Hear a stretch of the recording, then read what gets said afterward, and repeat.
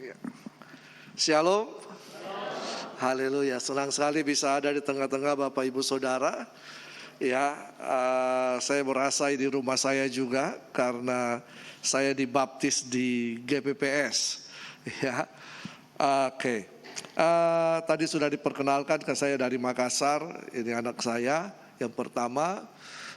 Saya terlibat di dalam tim kepemimpinan di salah satu gereja di Makassar sebagai salah satu tim kepenatuaan di sana. Jadi kami ada gembala, ada tim kepenatuaan untuk pengembalaan. Dan saya juga dosen di STI Bali, dosen tetap di sana. Dan saya melihat bahwa memang banyak umat Tuhan harus perlu diperlengkapi dengan kebenaran firman Tuhan supaya tetap kuat di setiap masa. Nah, izinkan saya untuk buka masker, bisa? Boleh? Iya. Terima kasih. Supaya terlihat kegantengan saya, tetapi saya kalah ganteng dengan Pak Modi. Iya. Oke. Tadi pagi saya berbicara tentang kita, bukan aku. Bahwa dalam kehidupan ini jangan keakuan kita yang kita tonjolkan, tetapi kita dalam kebersamaan, dalam keharmonisan.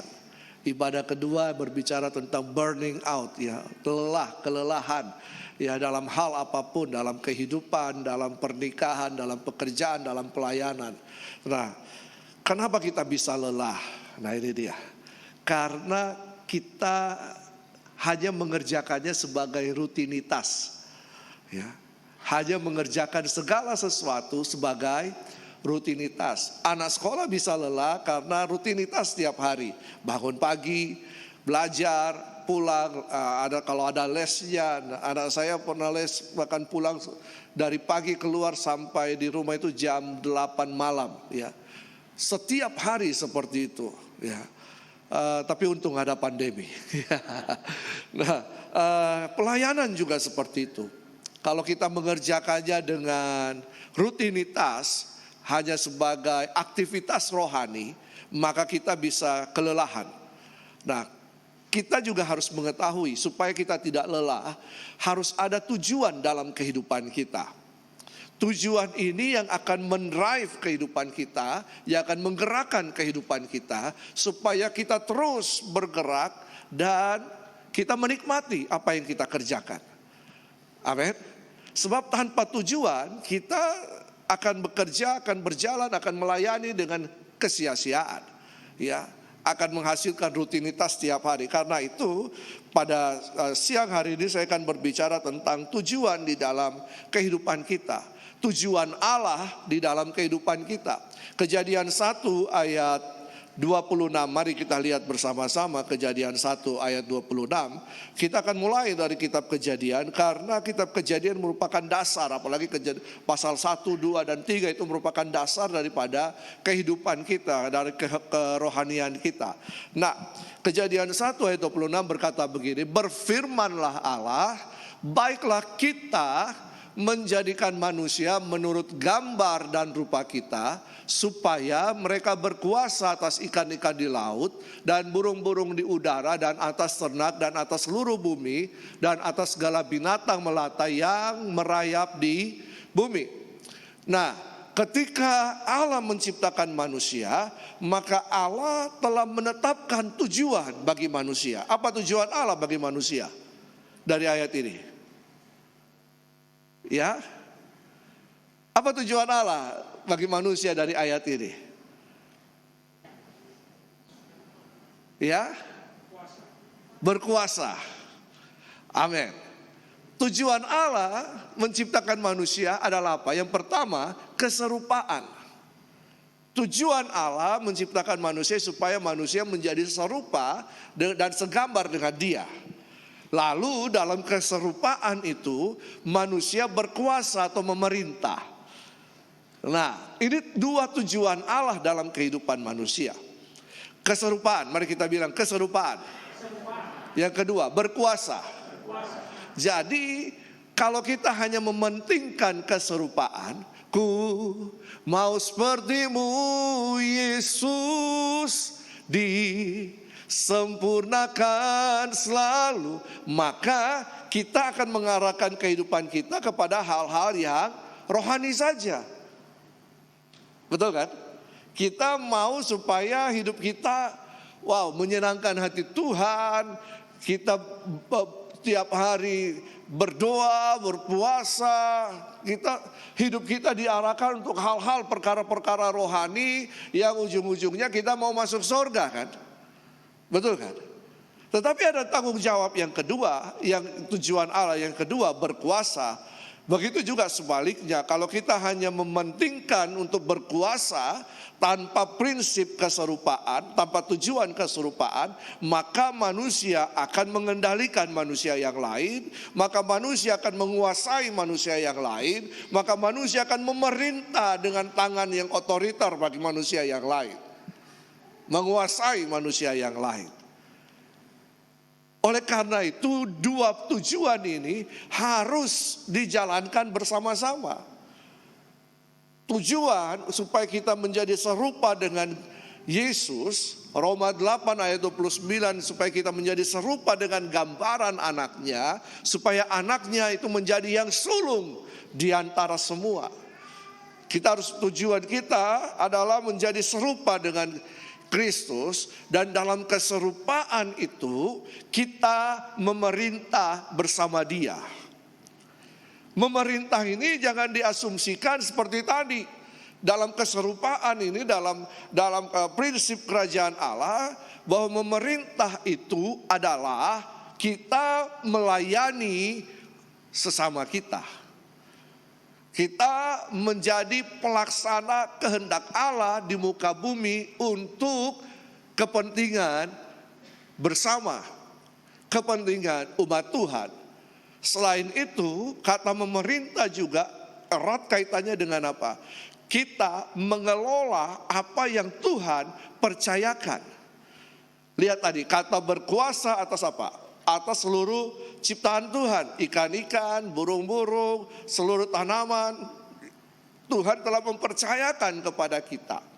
Kata memerintah, kita bisa mengelola, mengusahakan, memelihara, sehingga tidak terbengkalai, tapi menghasilkan apa yang Tuhan inginkan. Nah, tujuan Allah dalam kehidupan kita, yang pertama keserupaan, yang kedua dalam keserupaan itu kita memerintah bersama Dia. Tetapi kemudian Kejadian 3 mengajarkan kepada kita bahwa kita kemudian manusia jatuh di dalam dosa. Manusia jatuh di dalam dosa bukan berarti bahwa manusia kehilangan sorga, tetapi manusia jatuh dari tujuan Allah. Manusia jatuh dari tujuan Allah, betul kan? Dosa itu membuat kita melenceng dari tujuan. Seharusnya kita mengerjakan tujuan Allah, keserupaan, dan dalam keserupaan kita memerintah bersama Dia.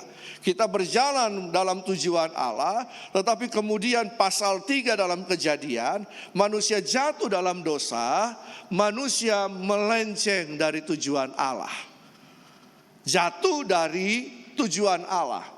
Sehingga keselamatan itu berbicara bahwa bukan hanya kita nanti mati masuk surga, tetapi keselamatan itu berbicara kita dikembalikan kepada tujuan Allah yang semula ketika Allah menciptakan manusia. Amin. Sekali lagi, keselamatan itu berarti kita dikembalikan kepada tujuan Allah yang semula ketika Allah menciptakan manusia. Tujuan Allah yang semula ketika Allah menciptakan manusia apa? Supaya kita serupa dengan Dia, dan dalam keserupaan itu kita memerintah bersama Dia. Amin. Narasi ketiga terbesar, narasi pertama yang utama bahwa dalam Alkitab bahwa Allah adalah Raja yang memerintah pada suatu kerajaan yang kekal dan tak tergoncangkan. Narasi kedua bahwa Allah adalah kasih yang menginginkan hubungan sehingga dia rindu untuk berhubungan, membangun keluarganya di muka bumi ini. Yang ketiga, Allah memilih manusia sebagai pelaksana kehendaknya di muka bumi ini. Sehingga manusia ini dengan tujuan yang telah Allah berikan, manusia diberikan kuasa, diberikan otoritas, diberikan mandat untuk apa? Menjadi pelaksana kehendak Allah di muka bumi ini. Saya dan saudara adalah pelaksana kehendak Allah di muka bumi ini. Amin. Lah, kalau gitu siapa yang jadi pelaksana selain kita? Orang percaya. Iya kan? Tanggung jawab kita adalah melaksanakan kehendak Allah di muka bumi ini. Apa kehendak Allah di muka bumi ini? Secara umum Allah ingin kita, nah ini nih. Coba kita baca Kejadian 1 ayat 28. Kejadian 1 ayat 28. Ya, Kejadian 1 ayat 28. Kejadian 1 ayat 28 berkata begini, Allah memberkati mereka. Berkat itu, nah ini perhatikan, berkat itu datang lebih dahulu sebelum tugas diberikan oleh Tuhan.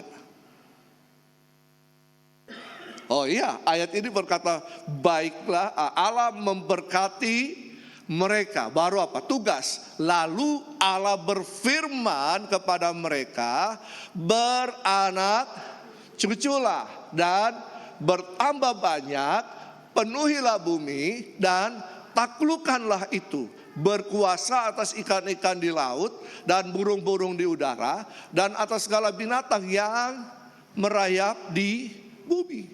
Ini tugas kita. Ini kehendak Allah bagi manusia di muka bumi ini. Kita orang percaya sering, Tuhan berkati saya supaya saya bisa melakukan ini, supaya saya bisa melakukan ini. Tuhan berkati saya. Lah, Tuhan sudah memberkati kita sebelum tugas dan tanggung jawab Tuhan berikan. Apa berkat awal? Tuhan tidak punya duit, lalu kemudian berlembar-lembar turun dari sorga. Enggak seperti itu. Tapi Tuhan ketika menciptakan manusia, Tuhan telah menginstall, menanamkan apa? Kemampuannya kepada manusia. Tuhan telah memberikan karunia-karunia kepada manusia. Tuhan telah memberikan apa? Talenta kepada manusia. Tuhan telah memberikan bakat kepada manusia. Ini modal awal untuk mengerjakan sesuatu kan? Betul kan? Apakah karunia talenta ketika kita kembangkan perlu dana? Perlu ketekatan, perlu daya juang untuk mewujudkannya. Betul kan? Coba kita lihat misalnya. Komputer yang terkenal, mereka mulai dari mana? Dari garasi dengan kemampuan yang ada. Misalnya satu merek yang buah yang tergigit itu dari garasi dikembangkan begitu. Seringkali kita hanya beranggap bahwa ayat ini berbicara tentang melahirkan generasi, karena disebut beranak cucu. Iya kan? Harus menghasilkan anak, menghasilkan cucu, menghasilkan generasi. Tidak demikian juga. Nah, di dalam terjemahan yang lain dikatakan begini, be fruitful, menghasilkan buah. Ada terjemahan bahasa Inggrisnya? Tolong. Ya, kalau ada, kalau nggak ada nggak apa-apa. Beranak cucu itu dalam terjemahan bahasa Inggris dikatakan menghasilkan buah. Kalau menghasilkan buah berarti ada usaha yang dikerjakan kan? Iya kan? Ada hal yang kita kerjakan. Misalnya apa? And God blessed them and God said unto them, be fruitful. menghasilkan buah. Tapi diterjemahkan dalam bahasa Indonesia beranak cucu. Nah, menghasilkan buah berarti ada sesuatu yang kita kerjakan. Ada usaha yang kita kerjakan sehingga menghasilkan. Tujuan Allah adalah supaya kita menjadi serupa dengan Dia, dan dalam keserupaan itu kita memerintah kita mengelola, kita mengusahakan apa yang kita usahakan. Talenta tadi, kemampuan yang Allah berikan, karunia-karunia yang Tuhan berikan, sehingga menghasilkan buah. Yohanes 15 ayat 16 berkata, supaya buahmu itu tetap. Harus ada yang kita hasilkan dalam kehidupan ini, sehingga kita tidak hidup dengan sia-sia. Kita tidak hidup dengan sembrono. Ada tujuan Allah, kita harus menghasilkan buah. Dan buah itu harus berkembang, multiply, become great dalam terjemahan yang lain. Lalu kemudian harus apa? Bertambah banyak, penuhi bumi dan taklukan. Misalnya kita tidak usah dulu bicara rohani. Kita bicara seorang ibu, dia punya talenta membuat kue. Kue apa yang enak? Ayo, Bapak Ibu, kira-kira kue apa yang enak? Ya, lemper. Apa? Lemper. Ya, lemper. Ya, lemper. Ya, kalau orang Makassar bilang lemper. Ya, lemper. Ya, lemper. Aduh. Ya, lemper. Ya. Enak ternyata, tapi biasanya hanya dikonsumsi oleh keluarganya. Betul kan? Padahal dia punya talenta untuk buat kue. Ya, itu dia. Enak. Lalu kemudian Tuhan berbicara kepada dia, coba kembangkan. Dia mulai jual, tawarkan ke tetangga lingkungannya. Orang mulai coba dan ternyata enak. Tidak hanya sampai di situ, harus kita kembangkan. Multiplikasi. Harus mulai satu kecamatan. Pokoknya dalam kecamatan itu kalau mau beli kue, ya itu cari itu ibu ini, sebutlah mereknya apa? Dibuat merek ya. Ayo ibu, coba kasih ide saya. Ya, Mary, ya. Kue Mary, ya. Kue lemper Mary, ya.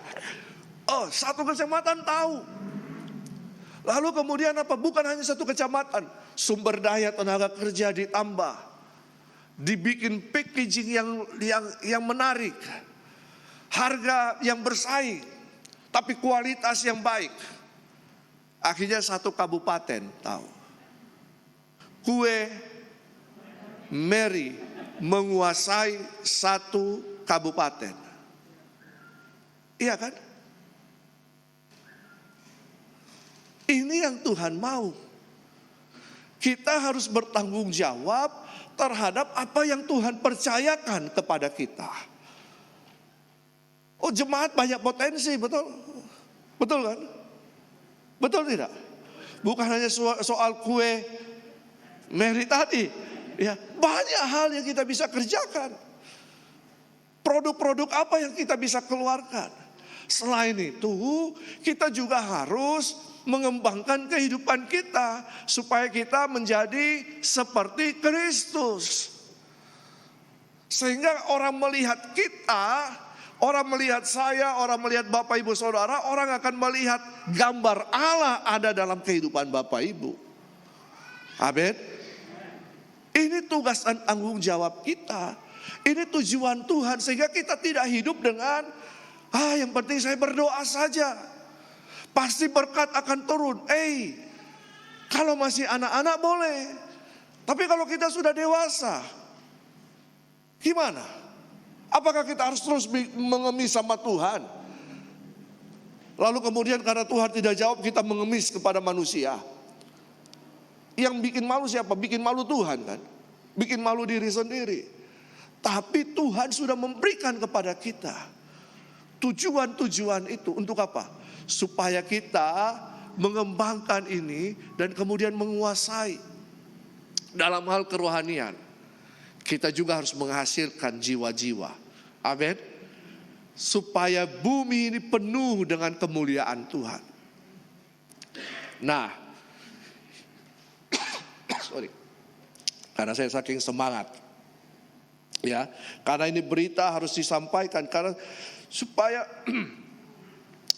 apa? Gereja Tuhan, umat Tuhan tidak hidup dalam kesia-siaan. Aduh, terima kasih Pak Gembala.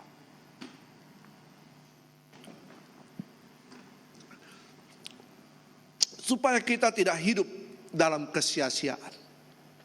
Sama dalam kehidupan rohani. Kita harus menghasilkan buah. Contoh begini.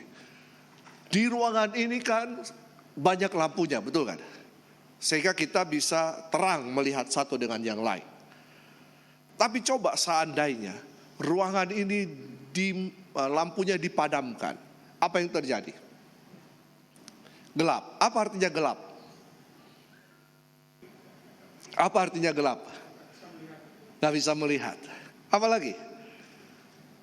Gelap adalah ketiadaan terang.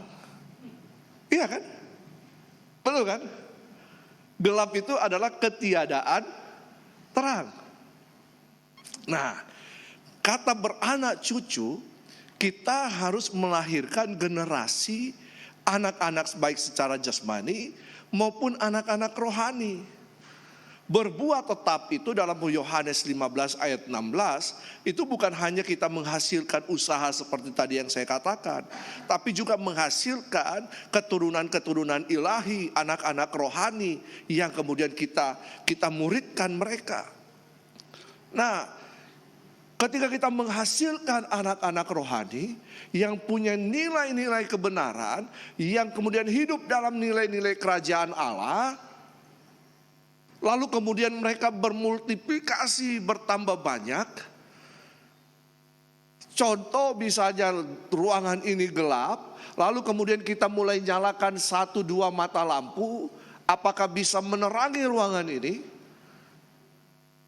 Bisa tapi belum, iya kan?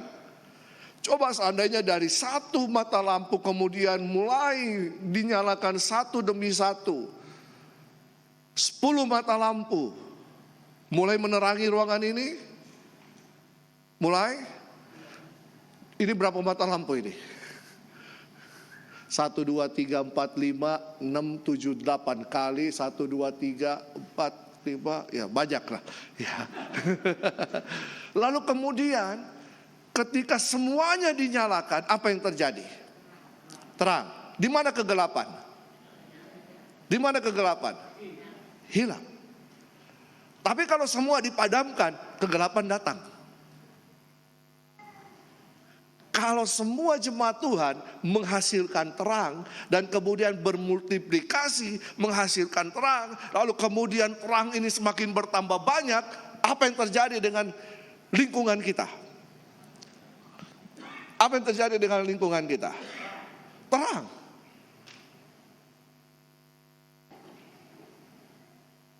Tapi seringkali kan kita berpikir, sudahlah, itu urus saja Pak Pendeta, itu urus saja Pak Gembala, itu urus saja Ketua Sel Group.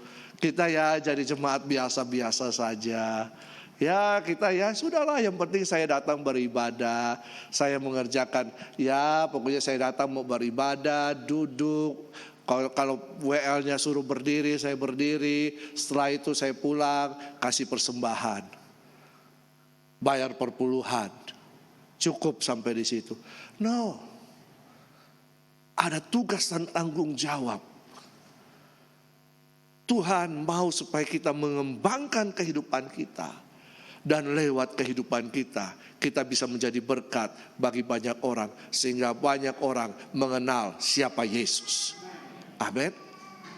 Ini tujuan Allah dan ini merupakan tugas dan tanggung jawab kita bersama. Tujuan Allah dan tugas kita bersama.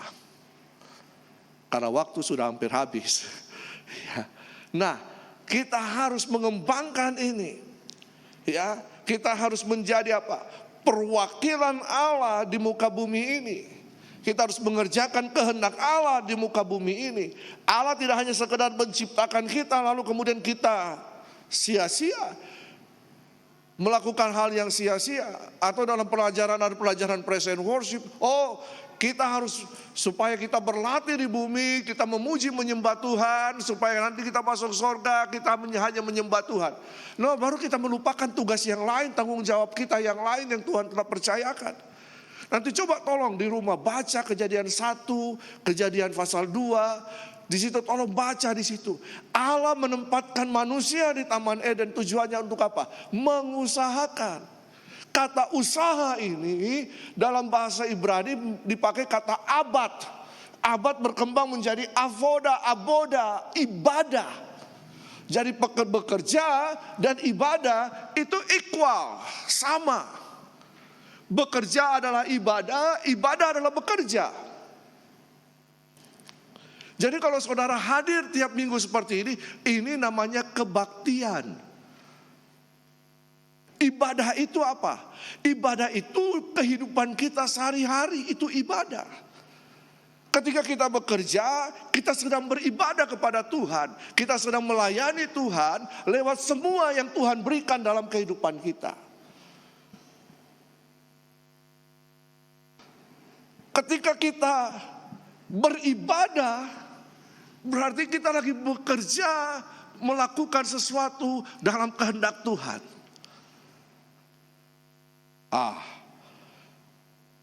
Sehingga apa yang terjadi? Berkat itu akan datang dengan luar biasa dalam kehidupan kita. Amin. Amin. Berkat itu akan datang. Kenapa kita waktu manusia ada di Taman Eden, bekerja itu adalah suatu kesenangan. Taman Eden berbicara pleasure, senang, sukacita. Tapi ketika manusia jatuh dalam dosa, bekerja itu kemudian menjadi apa? Kesusahan, kutuk. Tapi ketika Bapak, Ibu, dan saya telah diselamatkan oleh Tuhan, berarti kita kembali kepada tujuan Allah yang semula, dan kita telah dibebaskan oleh Kristus, sehingga ibadah kita menyenangkan hati Tuhan. Seharusnya seperti itu. Iya kan? Seharusnya seperti itu. Sehingga ketika kita bekerja, kita beribadah sama nilainya. Karena kerja adalah ibadah. Ibadah adalah bekerja. Amin. Ini tujuan Allah. Jadi saya ulangi lagi. Tujuan Allah menciptakan manusia adalah apa? Supaya kita serupa dengan Dia. Dan dalam keserupaan itu kita memerintah bersama Dia. Amin. Nah, dalam tujuan ini, kata memerintah itu, Tuhan telah memberikan kita tugas dan tanggung jawab untuk pelayanan, melayani, dan untuk mengelola apa yang ada. Untuk apa? Supaya Kejadian 1 ayat 28 terjadi dalam kehidupan kita. Ini merupakan kehendak Allah yang harus kita kerjakan. Dan saya percaya, mari kita buka ayat terakhir. Ayat terakhir, Habakuk 2 ayat 14. Habakuk 2 ayat 14. Sebab bumi akan penuh dengan pengetahuan tentang kemuliaan Tuhan, seperti air yang menutupi dasar laut. Ingat bahwa manusia diciptakan Tuhan, tapi kemudian manusia jatuh dalam dosa. Lalu kemudian terjadi penebusan. Tidak sampai di sini beritanya. Yang keempat, kemuliaan. Kemuliaan ini adalah ketika kita mengerjakan, melakukan tujuan Allah, kehendak Allah, tugas dan tanggung jawab. Kita akan dimuliakan. Sehingga Tuhan berkata, sabaslah hai hambaku yang setia. Turutlah dalam kebahagiaan Tuhanmu. Ini kemuliaan yang Tuhan berikan. Tuhan Yesus memberkati dari keturunan pertama, keturunan kedua, ketujuh sampai beribu-ribu. Amin. Saya kembalikan kepada Bapak Gembala.